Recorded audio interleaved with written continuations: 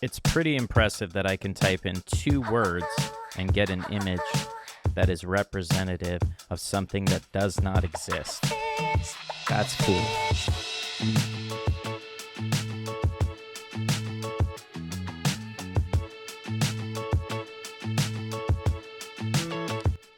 As far as AI art goes, I'm not going to ignore it.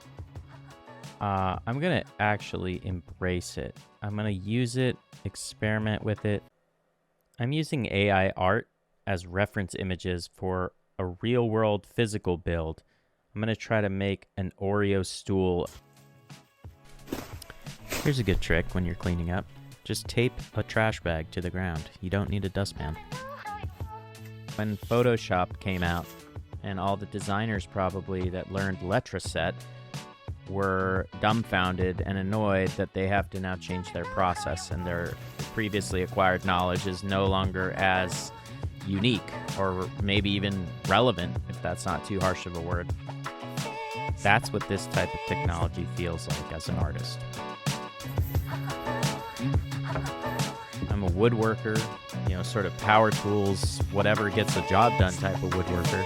That's my philosophy on tools. This AI tool is exactly that. It's a tool, a part of a bigger set of skills that allow artists to execute on a creative vision. What the fuck does that mean?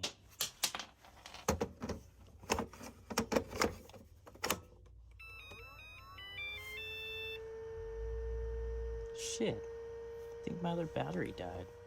I understand when I hear older woodworkers say that the CNC isn't real woodworking. It's almost as if it's viewed as a shortcut to a skill that they spent the requisite amount of time to acquire. And now there's this thing that makes it faster.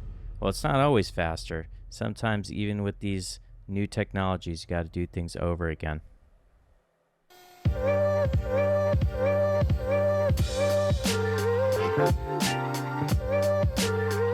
One of the criticisms of AI art generation is that artists are not compensated for supplying the reference material that allowed this new technology to grow into what it is today.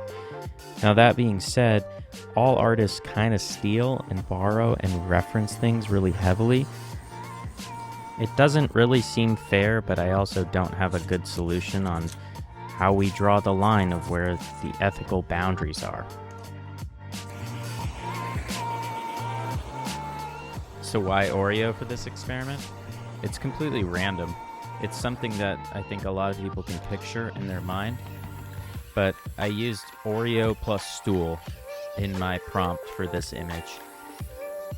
I mean, let me just be clear. Have you ever seen an Oreo stool before? It's pretty impressive that I can type in 2 words and get an image that is representative of something that does not exist. That's cool. And now what am I doing?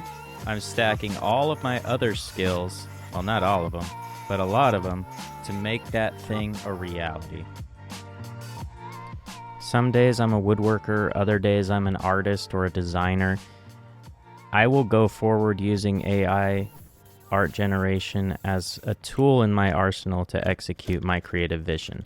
Will it work for every type of project? No, absolutely not. And this does not define who you are as an artist, whether you use it or not. So, there it is.